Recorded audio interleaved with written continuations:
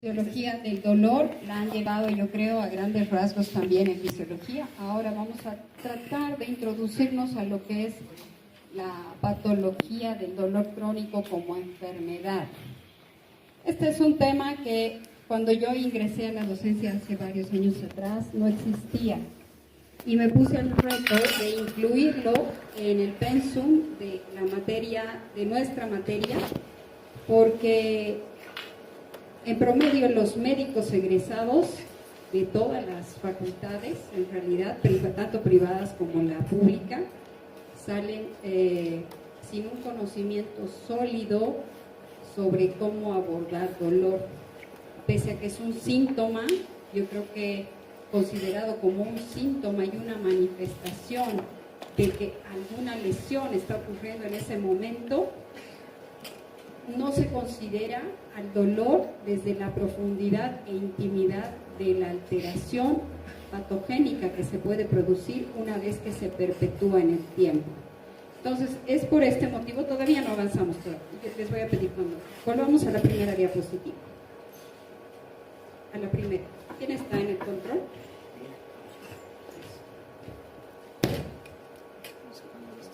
No sé si me escuchan. Voy a tener que gritar un poco, esto es un poco incómodo. ¿Listo? Ya. Volvamos a la primera diapositiva.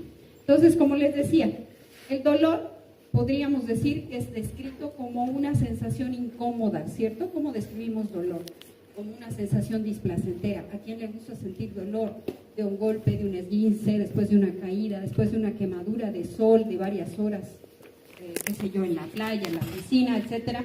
Es una sensación displacentera, no placentera, que va a estar asociada habitualmente, pero hoy vamos a descifrar que no siempre es así, normalmente asociada a una lesión tisular real o potencial.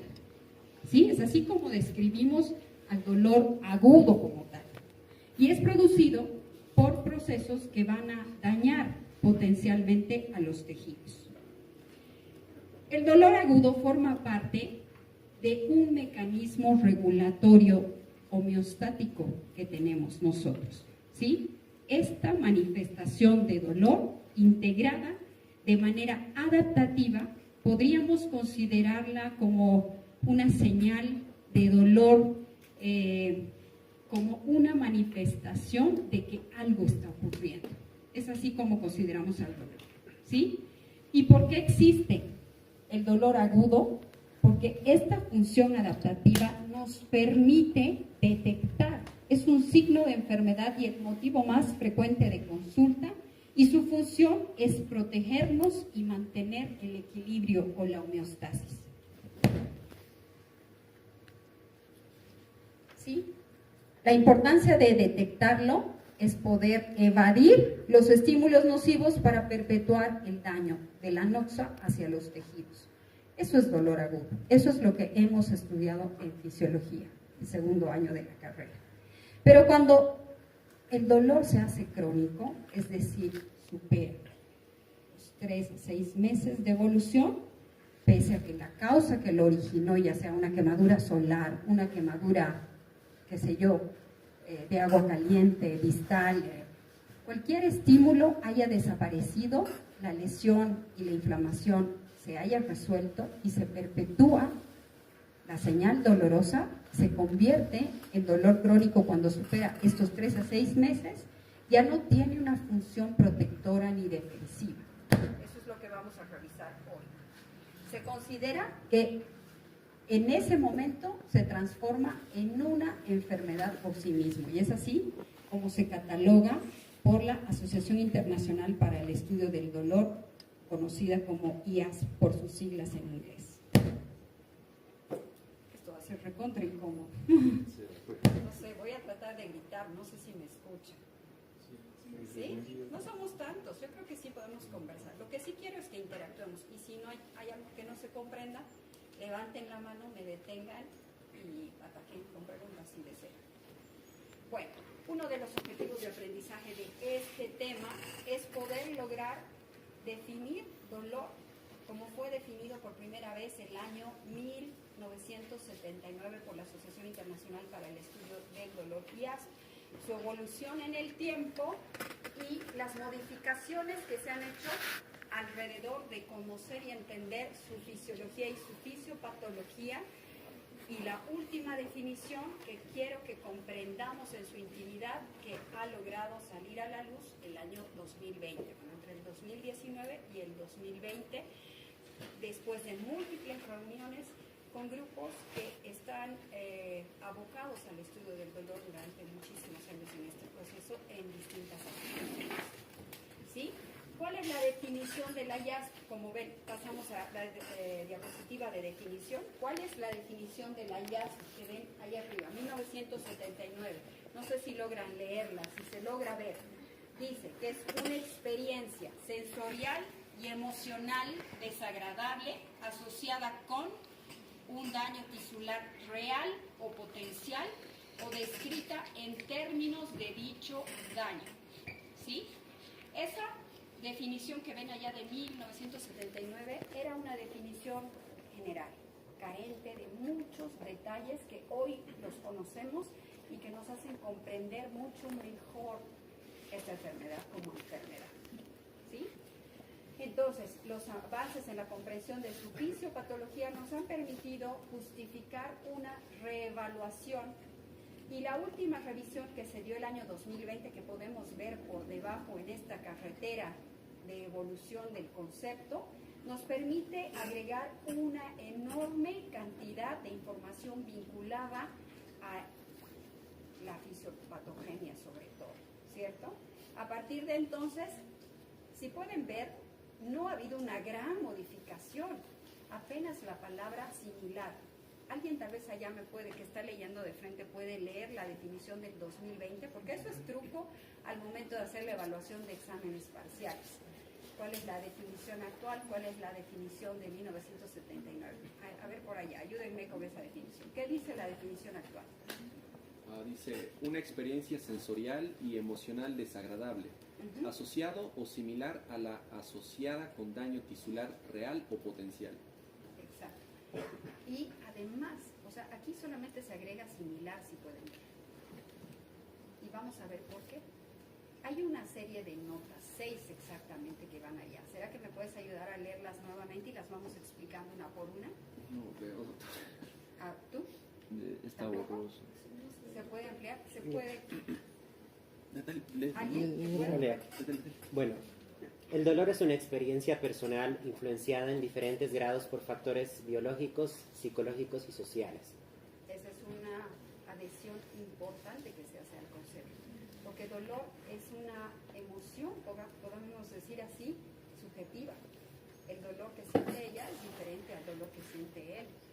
Cuando le termina su enamorado, su enamorada, o tiene un fracaso, qué sé yo, en un examen, cuando está bajo estrés, la sensación es diferente.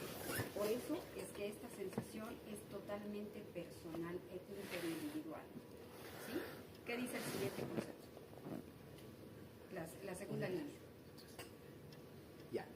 El dolor y la nocicepción son fenómenos diferentes. El dolor no puede ser inferido solamente por la actividad de las neuronas sensoriales. Exacto. ¿Qué es nocicepción?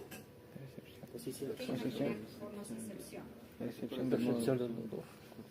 Es la acción, la percepción, sí, correcto, por una vez producida una noxa, un estímulo, una noxa, un pinchazo de alfiler que va a activar nociceptores que son terminaciones nerviosas libres especializadas. Son neuronas que tienen 2 ramas y un soma o un cuerpo que va a estar ubicado en una zona de la médula espinal. ¿Sí? Una vez que perciben esas terminaciones nerviosas, la noxa o el estímulo o el pinchazo, lo que ocurre es una traducción, una transmisión, ¿sí? Un ascenso de la información, una modulación y una percepción en el sistema nervioso central. A todo este viaje, con entrecruzamiento y demás, con los diferentes haces o vías del dolor, se conoce como nocicepción. Pero no toda nocicepción es dolor, porque acabamos de describir o de anunciar que la nueva definición contempla dolor incluso situaciones que están alejadas de una lesión tisular. No tiene que existir necesariamente una lesión tisular para poder percibir el dolor como dolor. Y hay una infinidad de síndromes dolorosos, sobre todo de los dolores crónicos primarios, que también vamos a conocer el día de hoy, en los cuales no existe evidencia de una lesión absoluta pese a haber hecho todos los estudios diagnósticos complementarios para poder detectar. Por ejemplo, fibromialgia. ¿Sí? El paciente fibromiálgico se queja permanentemente de dolor crónico generalizado.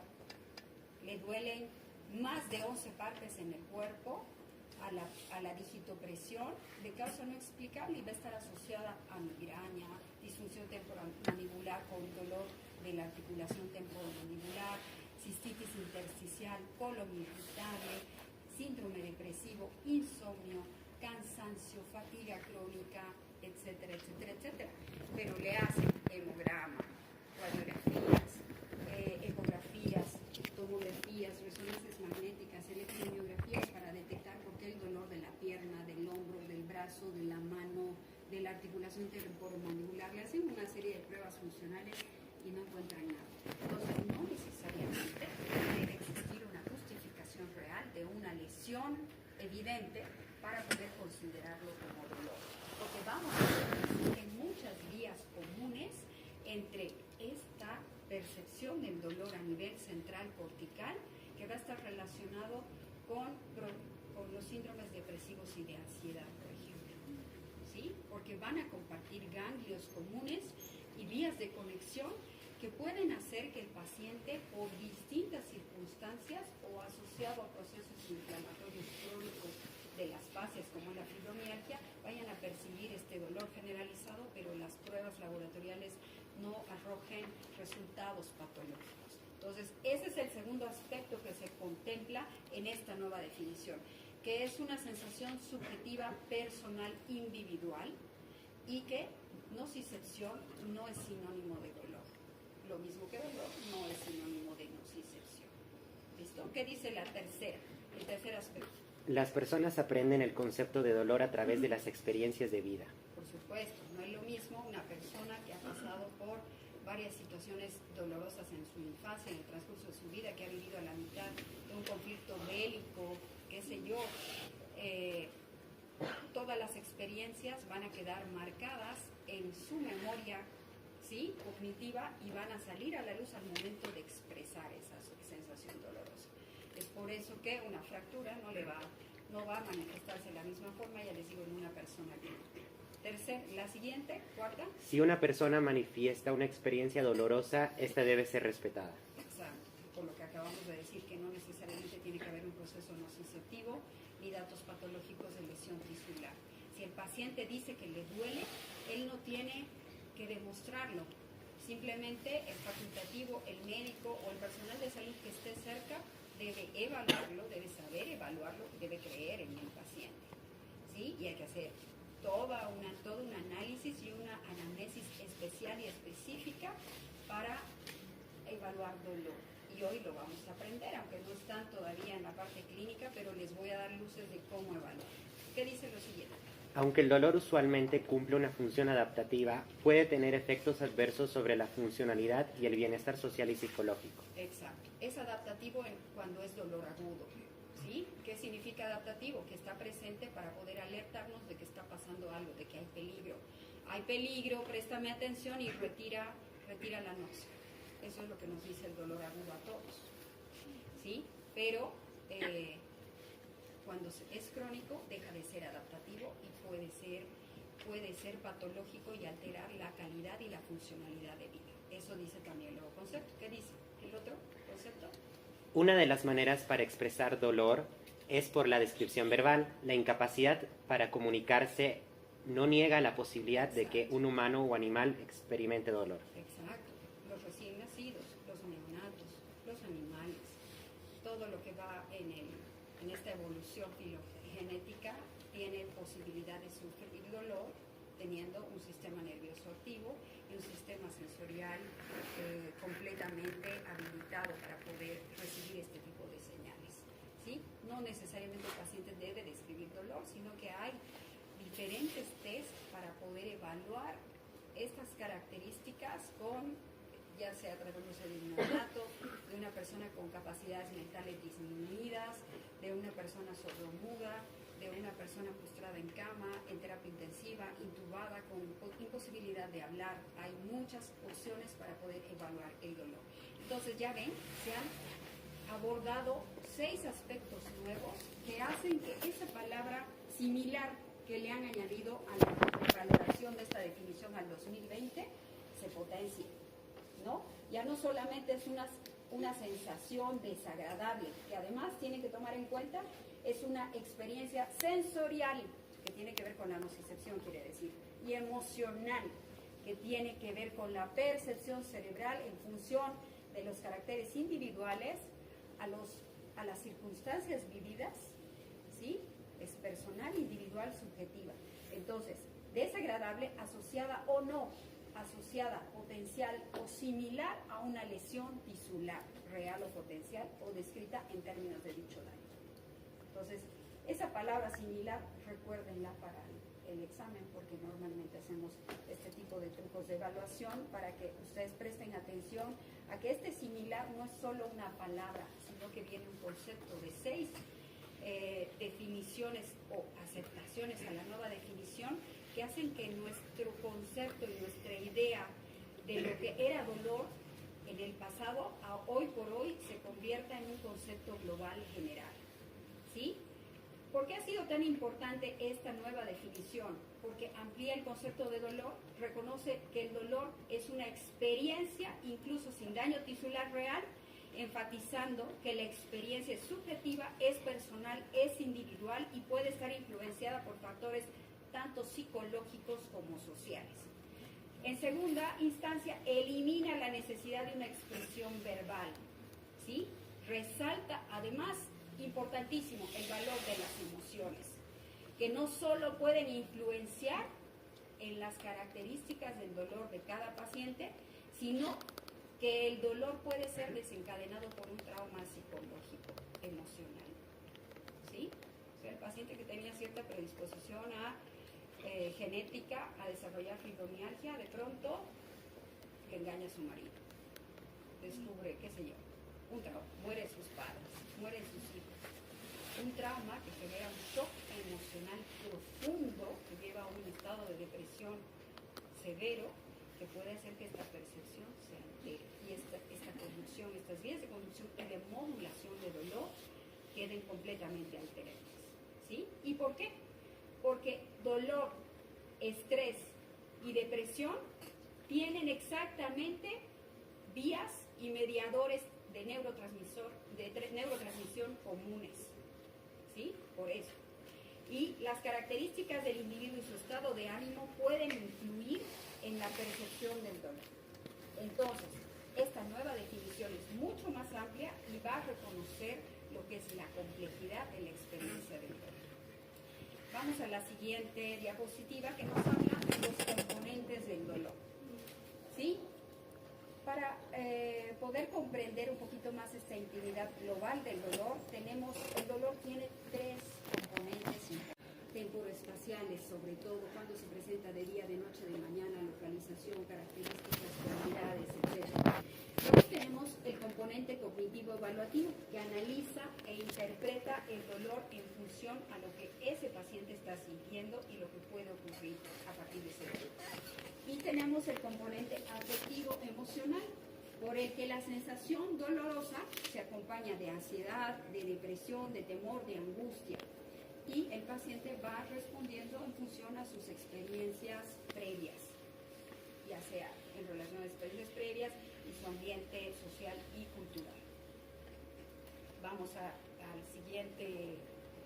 siguiente diapositiva, que nos habla justamente, disculpen que esa diapositiva está en inglés, y nos habla nuevamente de que la experiencia dolorosa va a incluir un aspecto sensorial que tiene que ver con la nocicepción y la percepción de las características en cuanto a intensidad, calidad, localización, afectiva, que tiene que ver con la emoción que genera ese dolor, ansiedad, miedo, una sensación displacentera, el aspecto cognitivo, que tiene que ver con la interpretación que va a hacer el cerebro de esa sensación dolorosa, el comportamiento que se va a emitir a partir de esa sensación dolorosa, que son las estrategias de afrontamiento que el individuo per se va a desarrollar para poder sobrellevar su dolor, y las psicológicas, que tienen que ver con una respuesta a este estrés nociceptivo.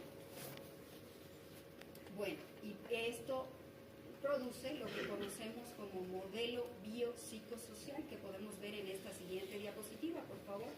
El modelo psicosocial, en la que ven que todos los factores pueden influenciar a la calidad, a la intensidad y a las características del dolor. ¿Sí? Como ven allá, vamos a descifrar como dolor total tanto los procesos cognitivos de afrontamiento, psicopatología, personalidad, conducta y el dolor, que son los factores psicológicos, los biológicos, historial clínico del paciente, comorbilidades, edad, anatomía, fisiología, entre otros, y factores sociales como que no le gusta su trabajo, frustración, satisfacción, percepción de la carga física, compensación económica. Todo eso va a coexistir para formar lo que conocemos hoy por hoy como dolor total. No se trata de un dolor localizado en un segmento, en una región, en un dermatoma del cuerpo y una intensidad y cualidad, sino la manera en que este dolor va a afectar la vida y la funcionalidad de un individuo. ¿Sí? Hay algunos que pueden sobrellevarlo cuando este supera los 3 a 6 meses, y otros que simplemente ven derrumbada y discapacitada su vida. ¿Por qué? Porque ustedes todavía no han tenido contacto con pacientes en la clínica, haciendo historias clínicas y viendo este tipo de pacientes, pero les digo, a ver, un caso frecuente que van a ver en el día a día, la neuropatía diabética periférica dolorosa. Pacientes diabéticos abundan en nuestra sociedad, ¿cierto?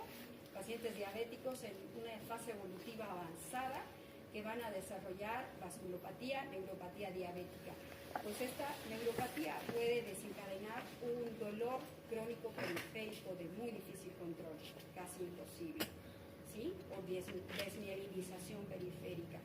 Entonces, esta sensación dolorosa va a impedir que el paciente pueda ponerse zapatos, medias, porque este tipo de dolor neuropático desarrolla manifestaciones y cambios estructurales neurológicos en la unidad del axón y de la neurona, que van a hacer que ya sea imposible de revertir, incluso con un control glucémico adecuado.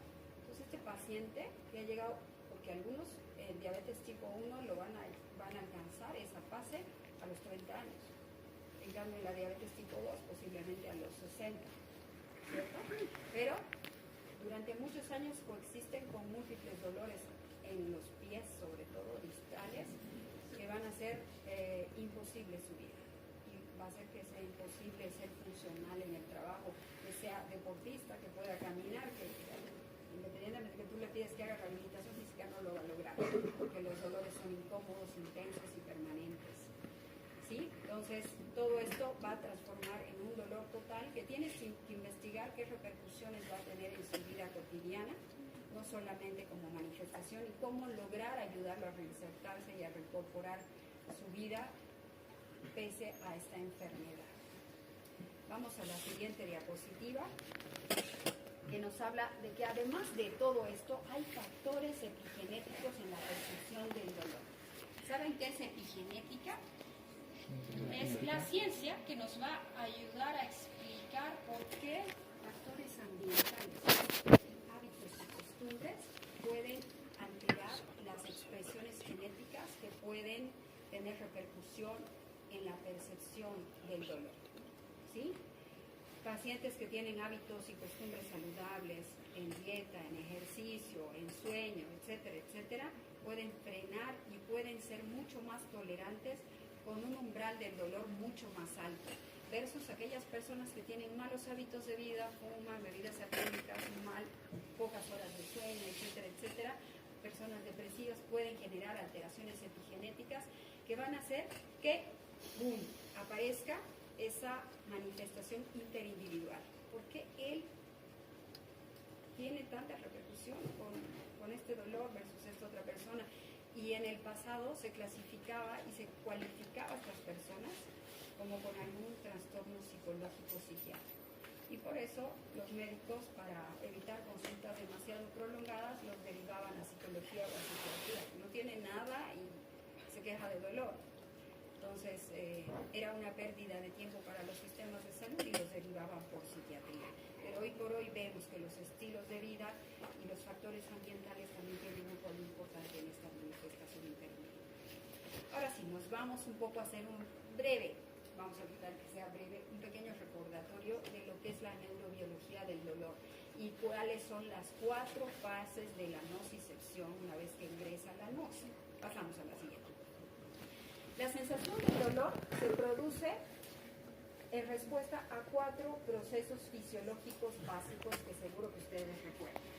Después de que se ha producido una lesión o una injuria, que va a iniciar inmediatamente el proceso de traducción a partir de las terminales nerviosas, que son nociceptores que están ubicados, son receptores de dolor que están ubicados en diferentes zonas.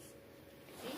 Hay receptores de temperatura, receptores químicos, receptores de presión, diferentes tipos de receptores que van a captar el estímulo y lo van a traducir, lo van a convertir de ser una sensación térmica, química, etcétera, en una señal eléctrica que va a poder viajar y traducida va a poder enviar una transmisión hacia los diferentes haces responsables de transmitir la señal dolorosa y entrecruzarlos a través de la médula espinal hasta la ventral médula espinal. ¿Listo? Entonces empieza con la traducción, donde ocurre la interpretación o la traducción de esta señal dolorosa cuando se supera el umbral doloroso, por supuesto. ¿Sí? Ya hemos dicho que ese umbral también puede ser más alto o más bajo dependiendo de la etiología del dolor y de la fisiopatogenia. No es lo mismo un dolor nociceptivo que un dolor neuropático, que hoy día vamos a ver que existe una alteración en esta curva de alteración del umbral doloroso. Bueno, una vez que se ha transformado en un estímulo eléctrico, como vemos allá, se va a transmitir por diferentes fibras, sobre todo reconocidas las más importantes, las fibras A delta mielínicas y las fibras C, cuyo cuerpo neuronal se encuentra alojado en el ganglio de la raíz dorsal de la médula espinal, que es ese botón que pueden ver ustedes allá, y va a ser estación después en el asta posterior de la médula espinal, donde se va a entrecruzar hacia el lado contralateral para formar el haz espinotalámico y va a ascender desde allá hacia el tálamo y allá va a conectar con la tercera neurona hacia la corteza somatosensorial, activando allá otro tipo de haces como son el haz espinotectal, espinoreticular, entre otros, para generar lo que conocemos como la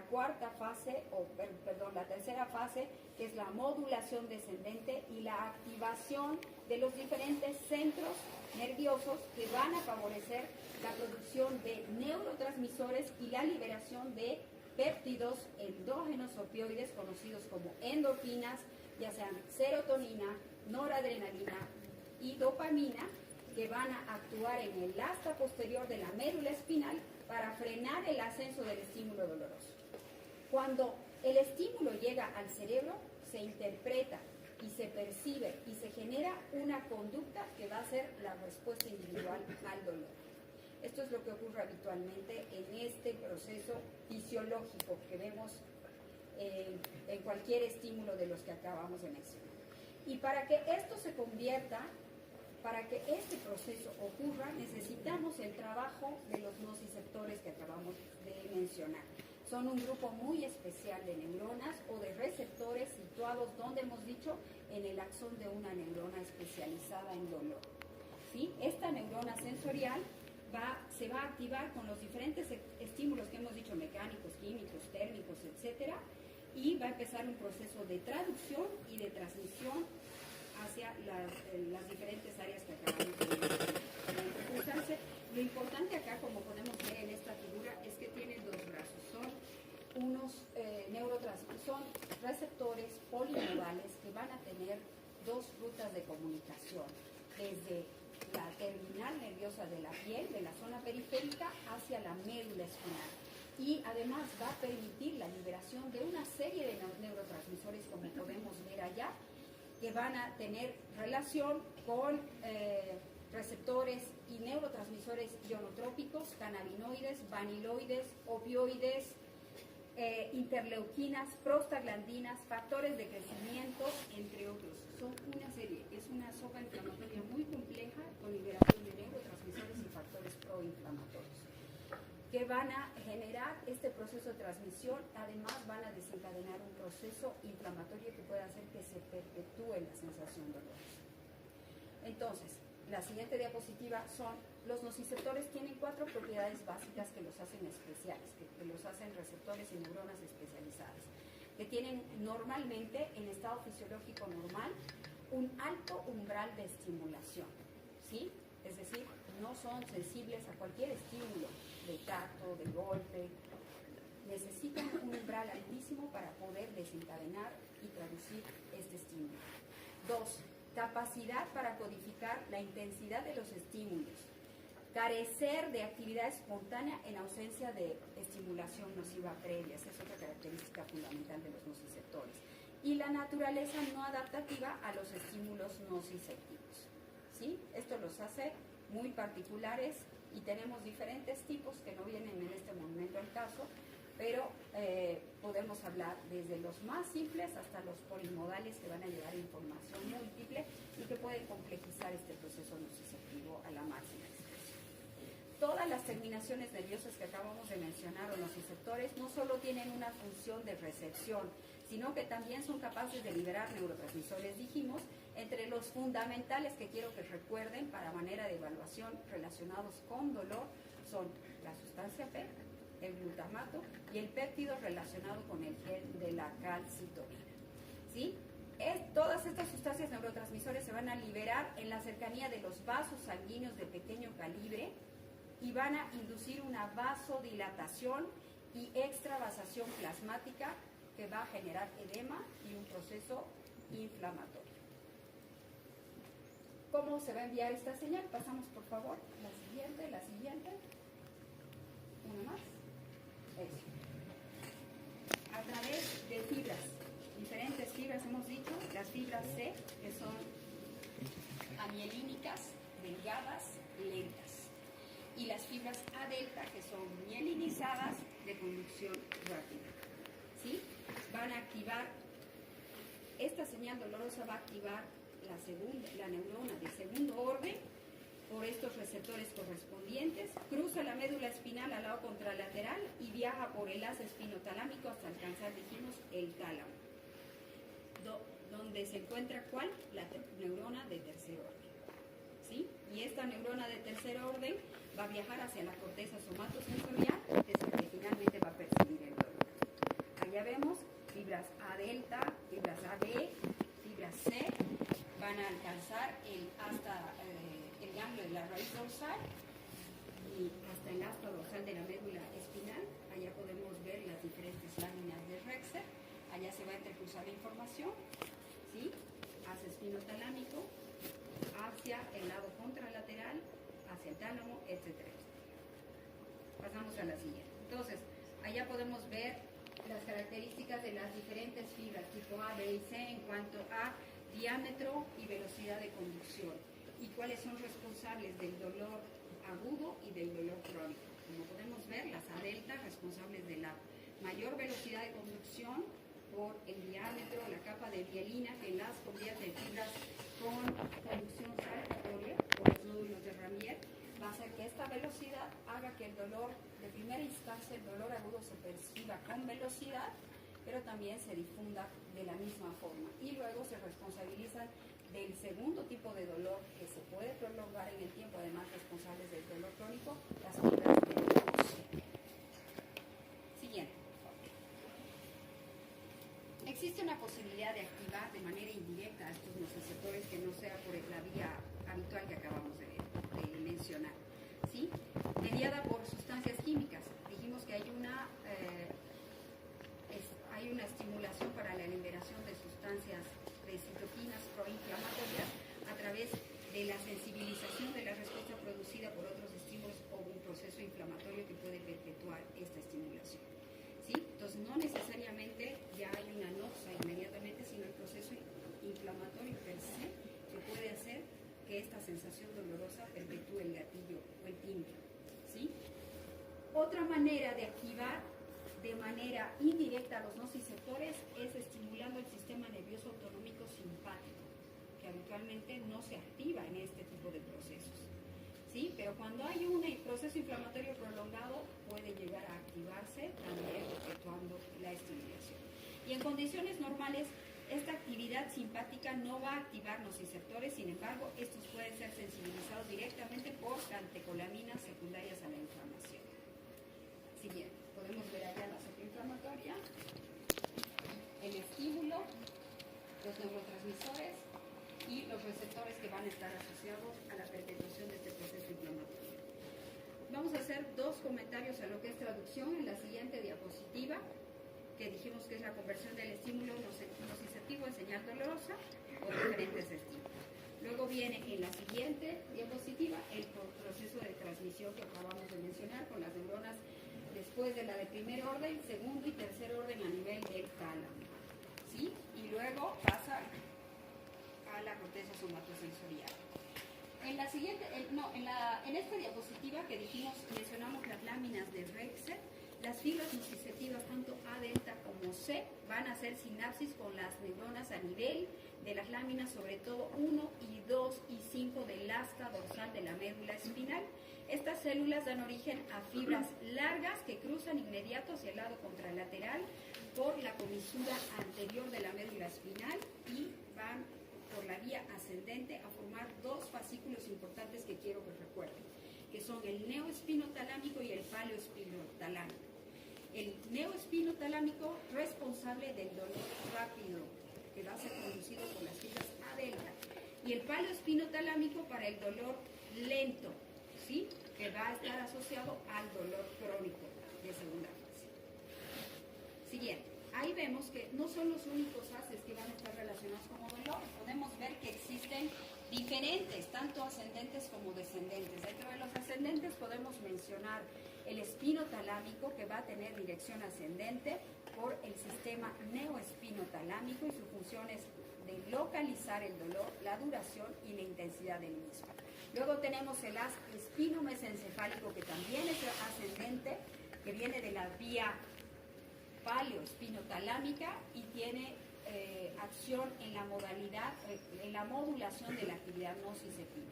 Tenemos el haz espino-hipotalámico, que también es ascendente paleoespinotalámico y es el responsable de la liberación de las sustancias neuroendocrinas responsables del dolor. Tenemos el haz espino-reticular, que también es ascendente paleoespinotalámico y responsable de los reflejos reguladores del dolor. Tenemos las columnas dorsales, los lemniscos laterales columnas dorsales, que son ascendentes y van a ser responsables del dolor de tipo visceral. Y finalmente, haz descendente, que va a ser el modulador, que va a ser el responsable de inhibir y facilitar el estímulo nociceptivo en una intensidad mucho más baja. Bueno, ahí vemos entonces nuevamente en la siguiente diapositiva, ustedes pueden ver el entrecruce de los diferentes haces, el tracto neoespinotalámico y el paleoespinotalámico, y su relación con la velocidad de las fibras dolorosas y la percepción del dolor tanto rápido como lento. En la siguiente diapositiva podemos ver la siguiente fase, la tercera fase, que nos habla de la modulación del dolor. Pasamos por favor a modulación. ¿Y qué es modulación? La tercera fase de la nocicepción es el proceso por el cual se va a modificar la intensidad de la señal nociceptiva del dolor. ¿Sí?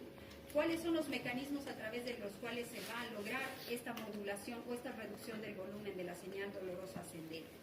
Inhibe a nivel del asta dorsal de la médula espinal, influencia o libera neurotransmisores como la serotonina y la norepinefrina. Esto quiero que lo recuerden, porque al momento de abordar la terapéutica es importante tener este detalle. Los medicamentos que se utilizan para poder intensificar o mejorar una modulación enferma o alterada van a ser aquellos que van a inhibir la recaptación de estos neurotransmisores, la norepinefrina y la serotonina, lo cual va a permitir un tiempo mejor de permanencia de ellos en la circulación sanguínea y de esta manera va a impulsar o va a estimular la modulación. Y por otro, la acción de los opioides endógenos, conocidos los que conocemos, endorfinas, encefalinas y dinorfinas, y los exógenos, que son los opioides menores, mayores, intermedios que tenemos en la farmacéutica habitual para poder controlar los diferentes dolores moderados a severos. Bueno, el grado con el cual cada individuo va a responder o va a inhibir esta sensación va a variar de manera interindividual. No vamos a abordar mucho más allá de eso, excepto de que el sistema analgésico que tenemos endógeno es el que va a ser responsable de la liberación de estas sustancias o endorfinas endógenas. ¿Sí? Entonces, la siguiente, por favor, podemos ver que los trayectos neuronales implicados en esta modulación descendente del dolor se originan principalmente a nivel hipotalámico, en las amígdalas cerebrales, por supuesto, y la corteza singular anterior, con proyección a la sustancia gris periacueductal en el cerebro medio y los núcleos del rafe y del tronco, como el locus ceruleus y las amígdalas rostroventrales. Parece complejo, pero a esto nos referíamos cuando hablábamos al principio de que el dolor tiene las mismas vías de conducción que la depresión, la ansiedad y el estrés. ¿Sí? Tiene exactamente las mismas vías de conducción y es por eso que muchas veces hay dolores que se perciben sin que haya pasado un proceso nociceptivo. Las vías descendentes que proyectan a la médula espinal incluyen tanto fibras noradrenérgicas, serotoninérgicas, GABAérgicas y dopaminérgicas, que van a ser las responsables de liberar neurotransmisores para frenar el estímulo doloroso.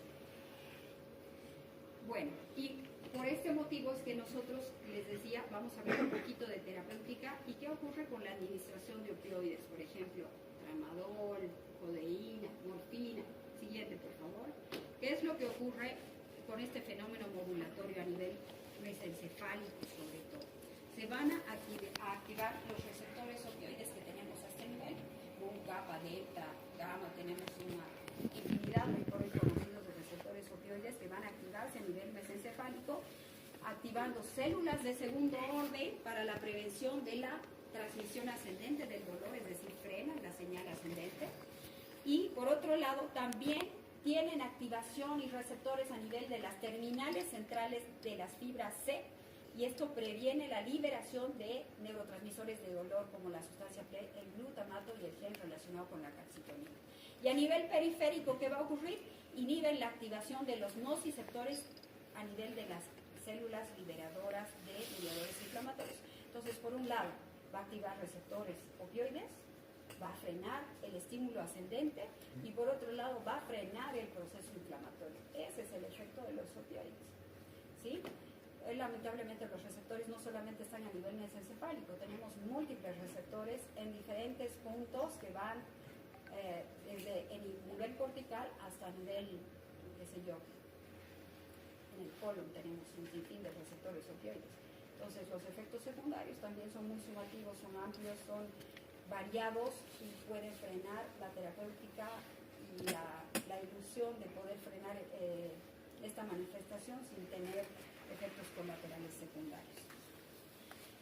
Bien, ¿cuál es el mecanismo intracelular de la analgesia opioide entonces? Como ven allá, la activación de receptores mu, kappa, delta, el bloqueo de los canales de calcio y la apertura de los canales de potasio, generando un estado de hiperpolarización celular y disminución de la liberación de neurotransmisores de dolor.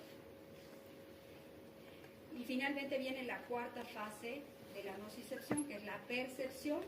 En la siguiente diapositiva podemos ver las estructuras cerebrales que van a estar implicadas en la percepción del dolor, como son la corteza somestésica, el sistema límbico y las sustancias afines que acabamos de mencionar, y el giro cingulado, que son las estructuras corticales que van a ser responsables de percibir de manera cognitiva el dolor. ¿Sí? Y bueno, viene algo que es, bueno, no es opcional, el sufrimiento. Como vemos en la siguiente diapositiva, que no va a estar relacionado con nociceptores ni con sensibilidad per se, ¿sí? Este sufrimiento es experimentado por las personas por diferente forma relativo a las experiencias previas y tiene relación con aspectos no solamente físicos, psíquicos y emocionales y sociales, ¿sí? Entonces, no todo dolor lleva sufrimiento y es por eso imprescindible hacer un abordaje multidimensional al momento de abordar pacientes que viven con dolor. Bueno, vamos a la cereza de la torta, que es la clasificación del dolor. Esta sí la tienen que memorizar, porque este es el motivo de nuestro caso clínico de la semana, y todos ustedes al finalizar la gestión van a ser expertos en clasificación del dolor. Les voy a decir pancreatitis aguda, cólico renal, colecistitis aguda, dolor cólico biliar, migraña, cefalea, metástasis ósea, qué sé yo, hemorroides, fracturas, endometriosis, dismenorrea. O sea, les voy a decir y ustedes me van a decir este dolor, este dolor, este dolor. Lo van a clasificar inmediatamente a partir de ahora, ¿cierto? Entonces hay diferentes, es un dibujo libre. Hay diferentes autores que lo clasifican de diferentes formas, pero básicamente, como ven allá, se puede clasificar por temporalidad, por tiempo de duración en agudo y crónico, y la brecha son 3 meses. Algunos autores, 6 meses. Nosotros vamos a clasificar así, en esa brecha de 3 a 6 meses de evolución, después de que no existe una noxa y está perpetuándose más de ese tiempo sin encontrar una solución con las medidas convencionales. Entonces, según su duración, puede ser agudo o crónico. Según su patogenia, que es la que más nos interesa, puede ser neuropático, nociceptivo y el psicógeno, que lo vamos a retirar de esta clasificación de este autor, que me gustaba el orden que generó en este cuadro, pero el psicógeno hoy por hoy se clasifica desde el año 2011 en la clasificación internacional de enfermedades I-11 como un dolor crónico primario, ya no es un dolor psicógeno. Tiene que ver, tiene mucho mayor relación con factores emotivos y psicológicos, pero no es un dolor psicógeno, ¿sí? Entonces, neuropático, nociceptivo, y hoy por hoy ese lugar de psicógeno lo ocupa el dolor nociplástico, y también puede existir dolor mixto cuando coexisten diferentes tipos de dolor en un mismo individuo, ¿sí? Que lo hace difícil y muy complejo de resolver. Entonces, según su patogenia, neuropático, nociceptivo, y a su vez los vamos a clasificar. El neuropático puede ser central o periférico, el nociceptivo puede ser somático visceral, el somático puede ser profundo, puede ser superficial, ¿sí? El nociplástico pues es una enfermedad de la nocicepción como tal, y el mixto es todo, es una torta compleja. Según su localización, que también es parte de la subclasificación patogénica, tenemos el somático, que puede ser profundo, dijimos, de tendones, fascias, o puede ser superficial, ¿sí? Cutáneo, muscular. Tenemos el visceral, de vísceras profundas. Según su farmacología, respuesta correcta, intermedia o mala a los opioides, según la intensidad leve, moderado o severo, que vamos a aprender a calificar según diferentes escalas multidimensionales y unidimensionales. Según el curso puede ser continuo o irruptivo, o el dolor al final de la dosis terapéutica. Tenemos además, según el pronóstico, que tiene relación con el dolor oncológico y no oncológico, de evolución de mal pronóstico. Y bueno, es esta otra clasificación, como vemos allá. Podemos pasar a la siguiente diapositiva, la podemos ver mucho más gráficamente. La patogenia, la fisiopatología, el dolor nociceptivo se puede clasificar en somático, dijimos, que puede ser a su vez músculo-esquelético, es decir, superficial, en tendones, bursas, ligamentos, fascias, y el visceral, que puede ser vascular u otro, el vascular asociado a lesiones vasculares como la migraña, por ejemplo, aneurisma disecante, problemas isquémicos coronarios, y otro tipo de dolores, por ejemplo, el dolor por pancreatitis aguda, isquémico cardíaco, inflamación peritoneal por una apendicitis aguda, un cólico biliar, y tenemos al neuropático, que tiene un origen en la enfermedad del sistema somatosensorial, ya sea central o periférico. El central, que se va a producir por una isquemia central, un accidente cerebrovascular, un aneurisma roto cerebral que va a generar un ACV hemorrágico o isquémico. Por eso dice un dolor post-isquemia de accidente cerebrovascular, una lesión de médula espinal, la esclerosis múltiple, y tenemos el periférico, como mencionábamos antes, la neuropatía periférica, la neuralgia posherpética, la neuralgia trigeminal. Esta es otra subclasificación. En la siguiente diapositiva podemos ver que dolor nociceptivo es un sinónimo del dolor inflamatorio porque va a estar relacionado con todas las fases de la nocicepción, las 4 fases que acabamos de mencionar. ¿Sí? Normalmente, habitualmente, está generado por un daño real o potencial este tipo de dolor y es debido a la activación de nociceptores, a las 4 rutas de nocicepción y al proceso inflamatorio. ¿Cuáles son ejemplos de dolor nociceptivo o inflamatorio? Por ejemplo, gota, el lúmbago, el dolor de espalda baja de tipo mecánico, porque hay también neuropático, el mecánico, que es el que está relacionado con procesos degenerativos inflamatorios de facetas, ¿sí? de fascias, de láminas, discos intervertebrales. Ese es el dolor mecánico, el dolor facetario, discogénico sobre todo. Tenemos también el dolor de la osteoartritis, el dolor de la artritis reumatoide. Y el visceral, por ejemplo, dismenorrea, cistitis intersticial, pólipos de diferente tipo, como acabamos de mencionar. Este dolor normalmente es de tipo punzante o pulsante, es bien localizado, normalmente ocurre por tiempo limitado, bien definido y puede llegar a cronificar, que no es lo habitual, pero puede llegar a cronificar. El siguiente, por definición de la IAS de la 2011, tenemos el dolor neuropático. ¿Qué diferencia hace el otro tipo de dolor? Este es un dolor causado, hemos dicho, por una enfermedad del sistema somatosensorial, del sistema nervioso, central o periférico. ¿Sí? Periférico, neuropatía diabética, periférica, dolorosa, neuralgia posherpética, dolor neuropático asociado a VIH, el dolor de espalda bajo por radiculopatía o ciática, que muchos conocen por lesión de nervio ciático, por compresión y lesión de una radicular, de una raíz terminal, de un plexo lumbosacro. Ese es un dolor neuropático. Ejemplos de central, tenemos una lesión de médula espinal, un trauma raquimedular, tenemos un accidente cerebrovascular. ¿Y qué calidad o cualidad tiene este tipo de dolor? Normalmente es un dolor de características muy particulares, es un dolor eléctrico, lancinante, lacerante, hormigueo, alfileres. El paciente lo describe gráficamente. Es un dolor.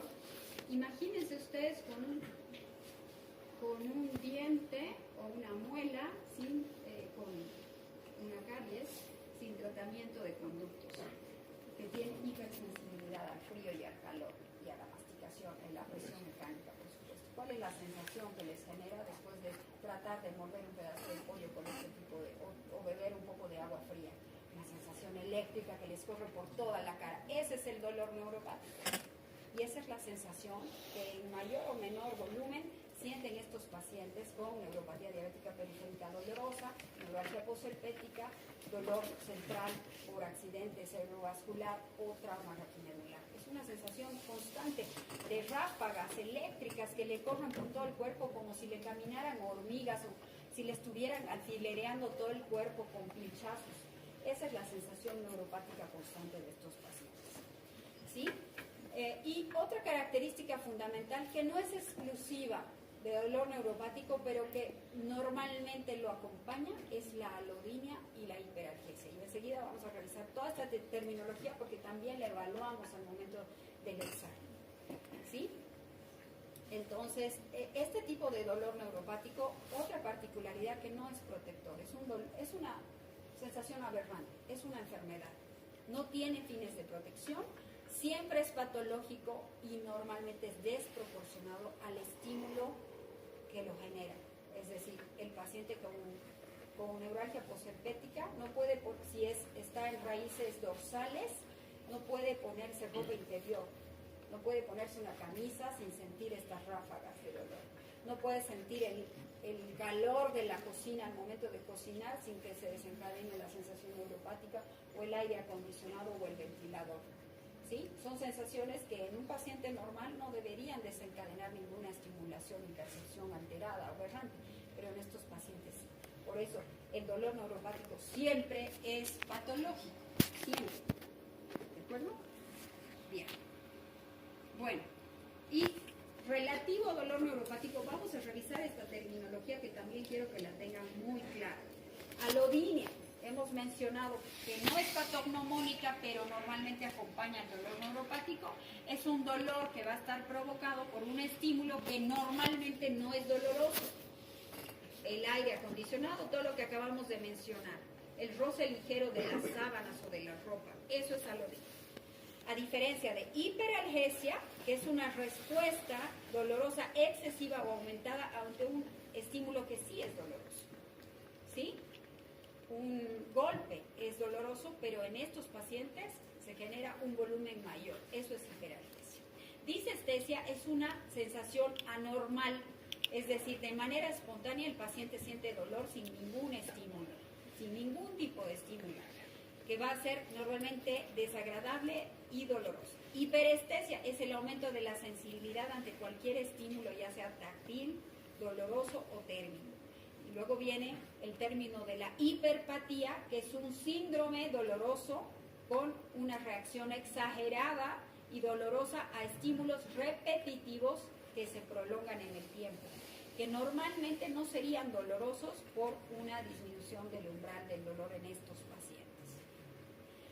Ahora, toca revisar lo que es sensibilización y qué hay detrás de la misma para que se pueda generar dolor crónico y dolor neuropático. ¿Qué es sensibilización para empezar? Es el aumento de la capacidad de la respuesta de las neuronas nociceptivas a estímulos por debajo del umbral. ¿Sí? Eso es sensibilización.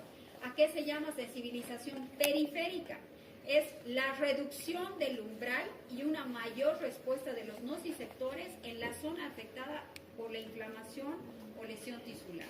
Y es central cuando existe una amplificación en la respuesta en el sistema nervioso central, provocando dolor ante estímulos no dolorosos como alodinia. Y ahora lo vamos a ver gráficamente en este dibujo. Como ven, en ese gráfico de dolor neuropático, se ve cómo cambia la respuesta al dolor después de la lesión del sistema somatosensorial que genera dolor neuropático. ¿Sí? La característica de dolor neuropático se va a manifestar por esta pequeña alteración. Como vemos en el eje de las X podemos ver la intensidad del dolor o la intensidad del estímulo, si quieren así decir. Y en el eje contralateral vemos la intensidad del dolor que es percibido por el paciente. La curva azul que ven allá es la respuesta esperada frente a este estímulo en intensidad y en respuesta. En condiciones fisiológicas, los estímulos de baja intensidad no generan dolor. Solo cuando el estímulo va a superar el umbral nociceptivo aparece una percepción dolorosa y la intensidad del dolor aumenta progresivamente conforme aumenta el estímulo. La curva que ven allá de rojo, que está hacia la izquierda, virada hacia la izquierda, ocurre cuando ha ocurrido una lesión en el sistema somatosensorial, ¿sí? Una lesión central o periférica.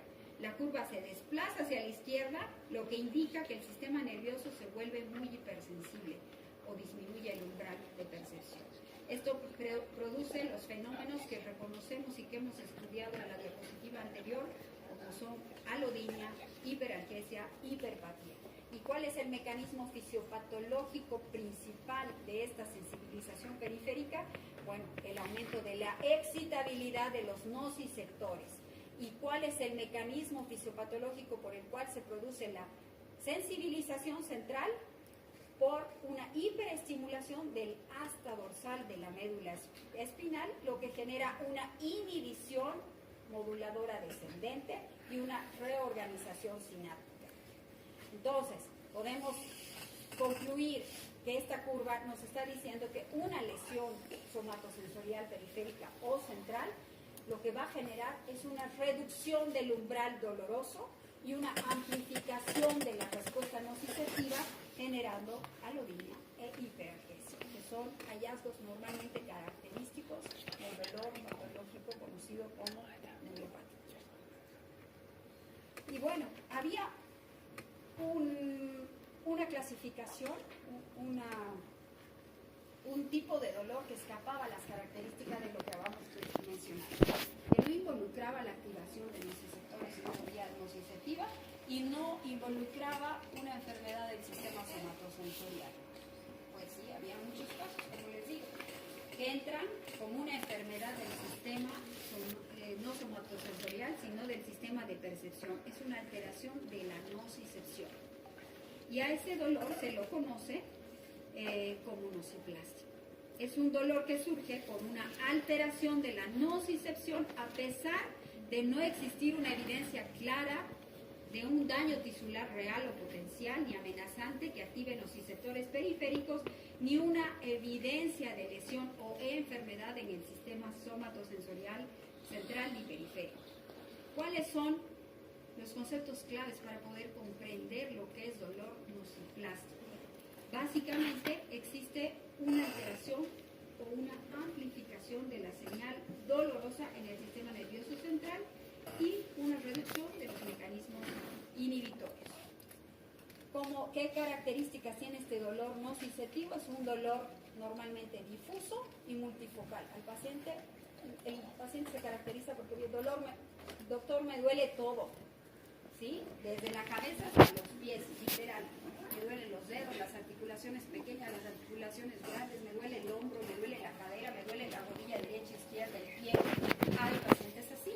Entonces, estos pacientes, después de hacerles unas escalas específicas de valoración, se los clasifica en este subgrupo de dolor nociplástico, porque además va asociado con un síndrome complejo que se acompaña de fatiga crónica. Son pacientes que tienen algo que se conoce como fibroniebla. Despiertan más cansados que cuando se fueron a dormir a las 11 de la noche, porque además tienen insomnio. Intentan dormir 10, 11, 12 de la noche y no concilian el sueño. Logran conciliar el sueño por media hora, una hora y vuelven a despertar y vuelven a rumiar en el dolor. Entonces, tienen insomnio y por ende al día siguiente despiertan fatigados. Fatiga crónica y fibroniebla. No pueden concentrarse, no pueden recordar, no pueden memorizar muchas cosas, ¿no? Entonces esto se conoce como fibroniebla. Trastornos del sueño, síntomas cognitivos, hipersensibilidad sensorial. Ejemplos frecuentes de dolor nociplástico son la fibromialgia, el síndrome del intestino irritable, la cefalea tensional crónica, el dolor pélvico crónico, la cistitis intersticial, algunos casos de dolor de espalda baja y bueno, es clasificado hoy por hoy en la clasificación internacional de enfermedades desde el año 2011 o en el ICD-11 como un tipo de dolor a tomar en cuenta. Bien, la siguiente. Aquí no vamos a redundar demasiado porque hacemos una revista nuevamente con los diferentes tipos de dolor como agudo y crónico y sus características en cuanto a intensidad, evolución y respuesta al tratamiento. Tenemos luego, que hemos dicho que la fecha son 3 de 6 meses, pasamos al siguiente. Tenemos ahora la clasificación de dolor visceral versus el neuropático, que también creo que está claro. Primero, ambos están clasificados dentro de lo que es dolor nociceptivo, ¿cierto? Dolor nociceptivo, dijimos somático, superficial o profundo, y dolor visceral. De acuerdo a la localización, puede estar ubicado en las diferentes vísceras, va a tener diferentes manifestaciones y va a tener además dolor referido, ¿cierto? Entonces, el dolor somático visceral es causado por la activación de nociceptores periféricos viscerales. El mecanismo es isquémico, ¿sí? Se va a activar por los 4 procesos de la nocicepción. ¿Y cuáles van a ser los mecanismos que van a provocar esta estimulación? La distensión, la isquemia, sobre todo, la falta de perfusión, van a estimular ese tipo de nociceptores químicos que van a enviar toda la señal dolorosa. Es un dolor referido habitualmente sin topografía neurológica. Es Es una descripción difícil, el examen neurológico es normal, la respuesta a la agresión no es comprensible porque se necesita evaluar al paciente en la intimidad de un examen físico global con otro tipo de pruebas tipo ecografía, y el tratamiento suele ser eficaz, pero no con tratamientos analgésicos convencionales, sino de tipo antiespasmódico, porque es la etiología y el mecanismo principal de generación. En cambio, el neuropático ya saben cuál es, cómo se produce y por qué se perpetúa en el tiempo. Bueno, en cuanto a las características de dolor neuropático, vemos en esta siguiente diapositiva que es un dolor independiente de la intensidad del estímulo, va a estar evocado por los estímulos, sin embargo, y puede generar una alteración por ya sea tacto, presión. Podemos ver que hay una serie de causas que pueden generar a largo plazo una lesión nerviosa y una alteración en la transmisión del dolor. ¿Sí? Va a aparecer como consecuencia directa de una lesión o de una enfermedad que afecta a todo el sistema somatosensorial, tanto periférico como central.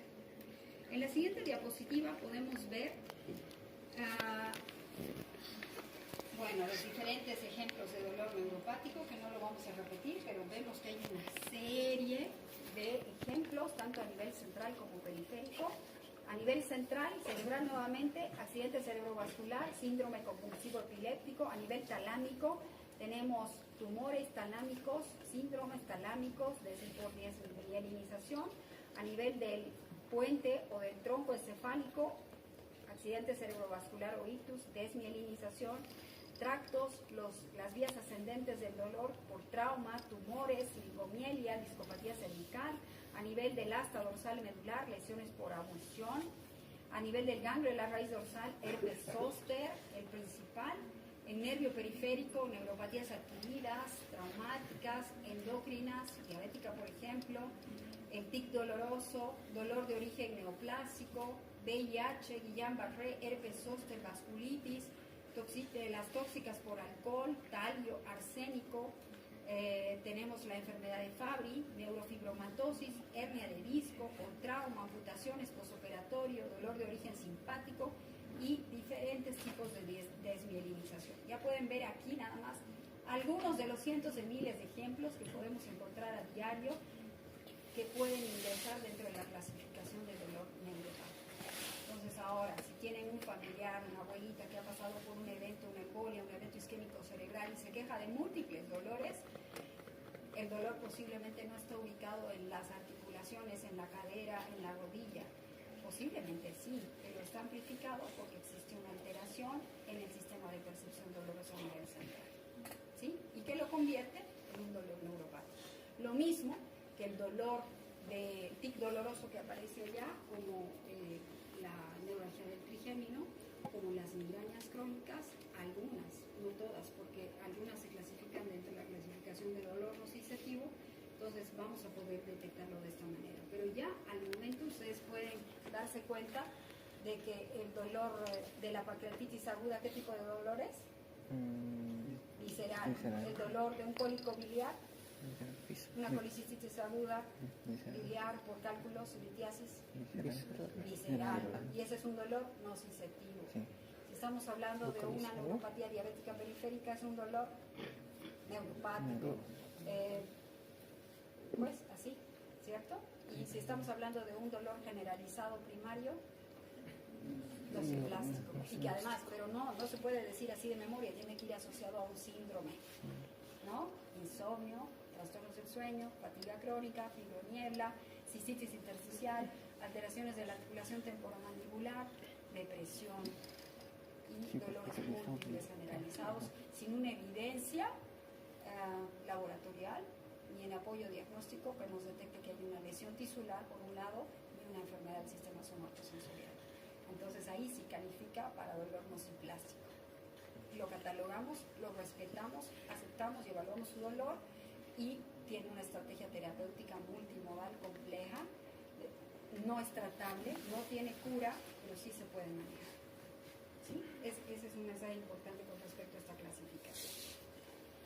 Bueno, aquí en esta otra diapositiva, siguiente, no, la anterior, mecanismos reductores de dolor neuropático, ya hemos dicho desmielinización, desaparentación, cambios funcionales patológicos que dan lugar a descargas espontáneas, estimulación patológica directa de las fibras nerviosas por compresión, isquemia, activación mediada por el sistema nervioso simpático, pueden ser apenas algunas de las causas principales que van a desencadenar una enfermedad del sistema somatosensorial.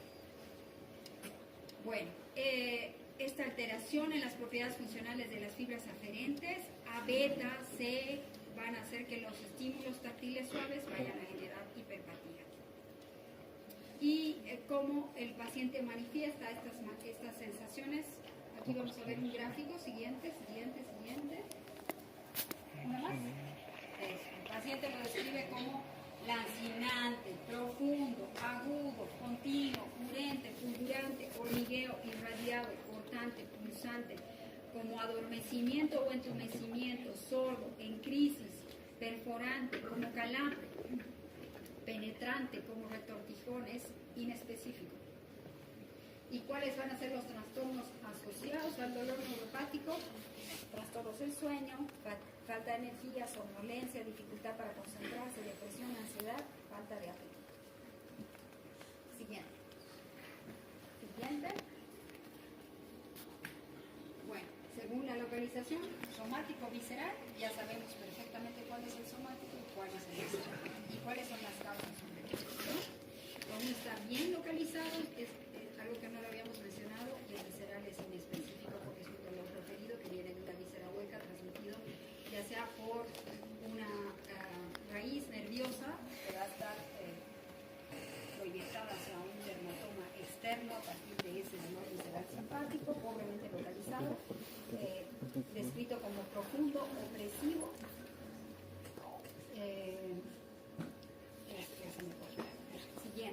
Siguiente, ahí está el gráfico. Siguiente.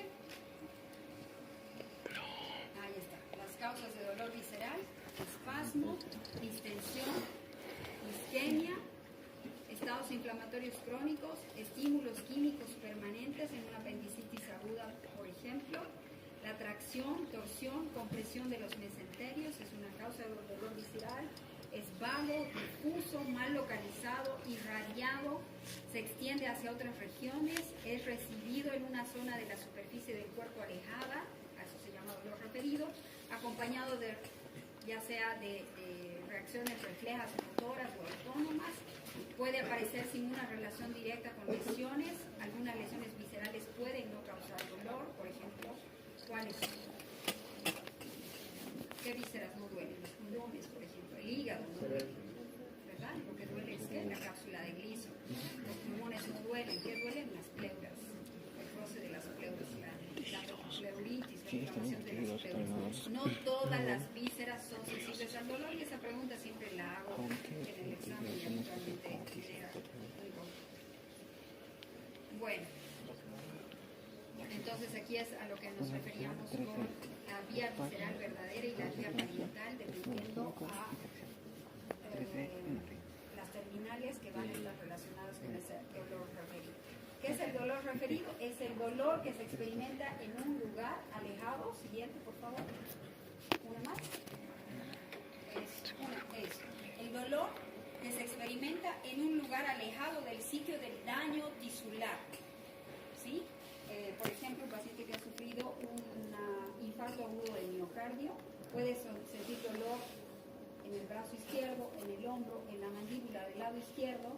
¿Y cuáles son las explicaciones? Que existe una inervación compartida, ¿sí? Por ejemplo, el corazón y el brazo izquierdo tienen una cierta inervación torácica compartida que hace que esta señal dolorosa y se amplifique hacia la médula espinal. Ahora, vamos a ver la diapositiva de la taxonomía. La taxonomía del dolor. ¿Qué significa taxonomía? Es un sistema de clasificación utilizado por la Organización Mundial de la Salud para la clasificación internacional de enfermedades CIE 11, cuya versión última es la CIE 11, que se ha publicado el año 2019. Esta clasificación en esta clasificación se han introducido nuevos términos taxonómicos que en el pasado no se contemplaban, como son la etiología, mecanismo fisiopatológico y el área anatómica que está afectada, que van a estar relacionadas con las patologías que cursan con dolor crónico. Y divide, como vemos allá, el dolor crónico en 7 grupos. Tenemos en negro el dolor crónico primario, que es un dolor en una o más regiones anatómicas que puede perdurar más de 3 meses, está asociado a un componente emocional significativo en forma de ansiedad, rabia, frustración, humor depresivo y una discapacidad funcional que interfiere con las actividades sociales y de la vida diaria. Los síntomas no pueden ser explicados por otra causa. El dolor crónico primario es multifactorial y existen factores biológicos, psicológicos y sociales que van a contribuir al síndrome. Por ejemplo, el dolor crónico primario visceral, como ahí lo subclasificamos, el dolor crónico generalizado, el dolor crónico primario musculoesquelético, el dolor crónico primario orofacial y la cefalea crónica, el dolor crónico oncológico, también dentro de las clasificaciones. Ahí vemos luego el dolor crónico secundario por lesión o enfermedad, que se subclasifica en dolor oncológico, ya sea por el tumor, por la metástasis o por el tratamiento, el dolor musculoesquelético, el dolor neuropático central o periférico, las cefaleas o dolores orofaciales y el dolor visceral y el dolor postraumático o postquirúrgico. Esta es la nueva clasificación y taxonomía de la Organización Mundial de la Salud que contempla a todos los grupos. Es gracias a esta clasificación que podemos detectar a todos los pacientes y ponerlos en un grupo y darles un esquema específico para la dolencia que sufren en cada caso en particular. Entonces quiero que contemplen esas burbujas multicolores como una multicausalidad y multivariabilidad de etiologías que causan este dolor crónico. ¿Sí? Que tienen un gran impacto, una gran fuerza emocional que puede hacer que se perpetúen. Bien, entonces, ¿cómo vamos a evaluar dolor? Ya sabemos clasificarlo, ya sabemos la etiología, ya sabemos esta clasificación según la etiología, temporalidad, intensidad, pronóstico, etcétera, etcétera, etcétera. Ahora que ya tenemos al paciente en una canasta, cada uno debemos aprender a evaluarlo. ¿Y cómo vamos a lograr esta evaluación? En la siguiente diapositiva podemos ver, hay diferentes cuestionarios, desde los unidimensionales hasta los multidimensionales para hacer esta valoración. Y estos cuestionarios se los entrega al paciente cuando fija cita en el consultorio de dolor y por teléfono o en el mismo consultorio se le reparten estos formularios para que él vaya chequeando cuáles son las características de lo que está sintiendo para que al momento de entregar la consulta se abrevie y nosotros podamos tener los rasgos más importantes de ese tipo de dolor. Entonces, ¿cómo vamos a valorar una anamnesis regular, como hacemos con los pacientes de cualquier entidad clínica o cualquier comorbilidad? Debemos incidir con mucho detalle en la anamnesis sobre lo que es subjetivo, objetivo, antes de generar un análisis y un plan. Entonces, ¿quién es el paciente? ¿Qué edad tiene? ¿De dónde viene? ¿De qué localidad? ¿Cuándo empezó su dolor? Que es el motivo de consulta. ¿Dónde está localizado su dolor? ¿Cuál es la intensidad del dolor? ¿Cuáles son sus características? ¿Cuáles son los factores agravantes y aliviantes? ¿Cuál es la terapia farmacológica que ha recibido hasta el momento? Y no farmacológica también, si es que ha sido sometida a alguna intervención, infiltración o intervencionismo en dolor o cirugía. Debemos tratar de recuperar todo, al margen también de recuperar datos importantes de los aspectos psicosociales del paciente, laborales, todo, ¿no? A qué se dedica, dónde trabaja, horarios de trabajo, funcionalidad, actividad, hábitos y costumbres, todo, absolutamente todo es importante para poder evaluar a este tipo de pacientes con enfermedad de dolor crónico. ¿Sí?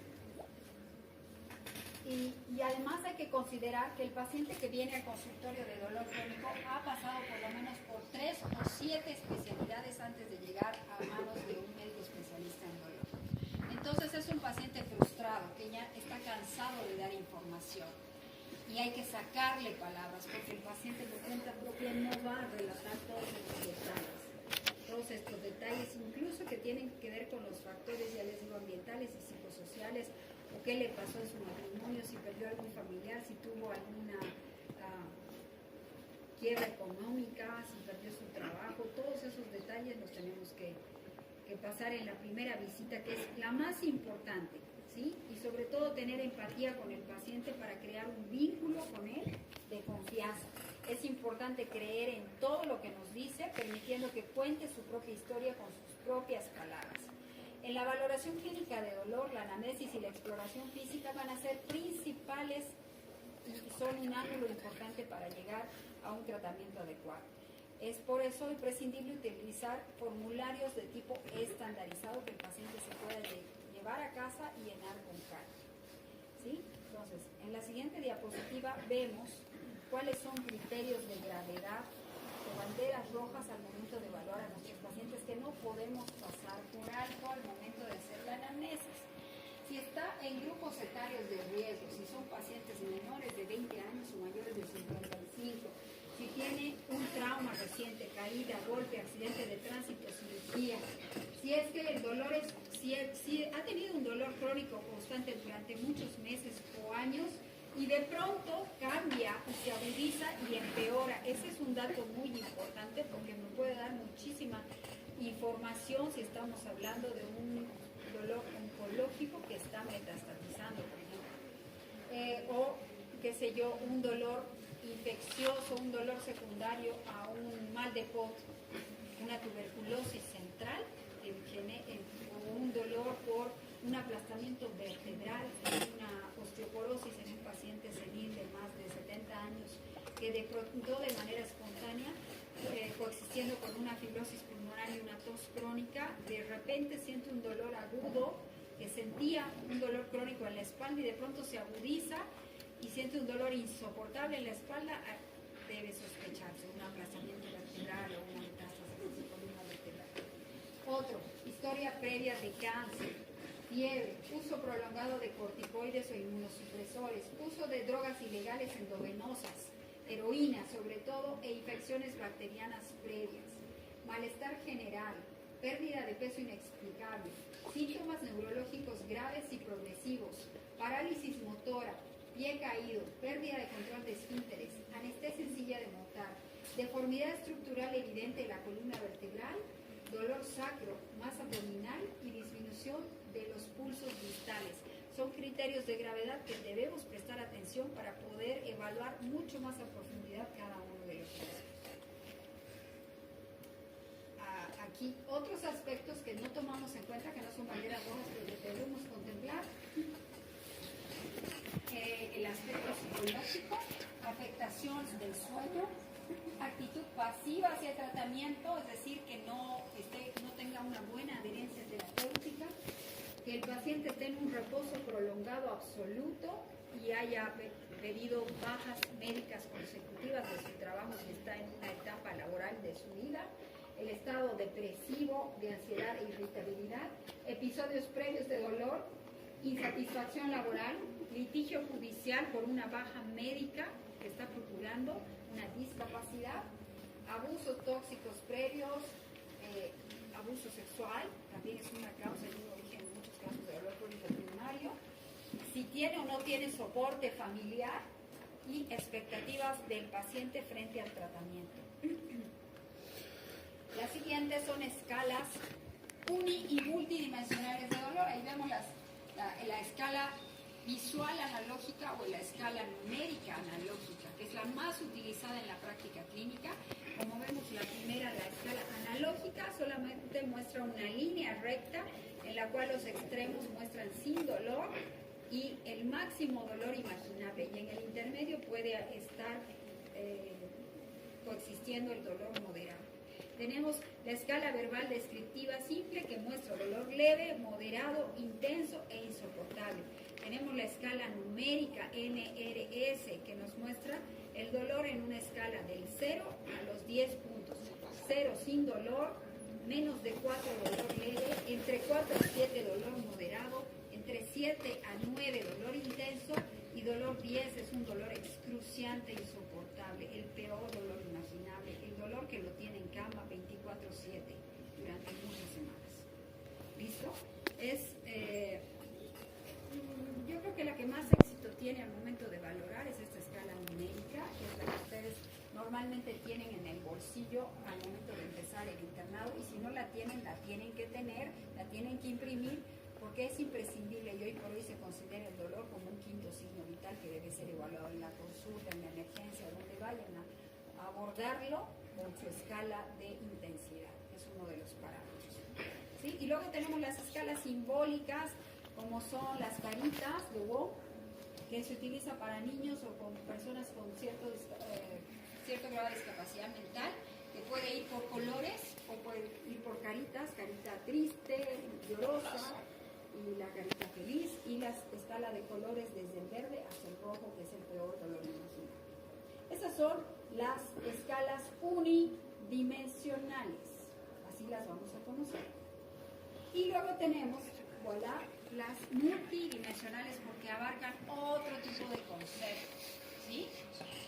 Que van más allá. Por ejemplo, el test de Latin para evaluar dolor neuropático evalúa intensidad de dolor, frecuencia de dolor, consumo de analgésicos, grado de incapacidad y horas de sueño, y nos da un puntaje que nos acerca o nos aleja del diagnóstico de dolor neuropático. Luego tenemos otras escalas multidimensionales, como la escala de Lanz, que vemos en la siguiente diapositiva, también para valorar dolor neuropático, que además toma en cuenta otro tipo de aspectos que tienen que ver más allá de la terapéutica, la adhesión al tratamiento, el soporte familiar, el componente psicológico emocional. Y tenemos el más sencillo de todos, que es el test DN4 para valorar dolor neuropático, que también califica sensaciones de alodinia, de quemazón, de hormigueo, de descargas eléctricas, tanto a la evaluación, a la pregunta. Yo le pregunto al doctor, al paciente, ¿tiene esto? ¿Tiene esta sensación? ¿Tiene esto? Y el paciente me dice sí, no, sí, no.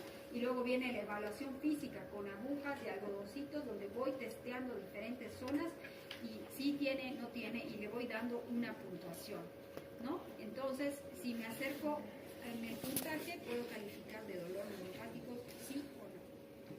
Bueno, pasamos a la siguiente, donde verificamos y constatamos que tanto la historia clínica y el examen físico son fundamentales para poder detectar el tipo de dolor, son indispensables para decidir si hay la necesidad de realizar otro tipo de pruebas diagnósticas y determinar el valor de los resultados.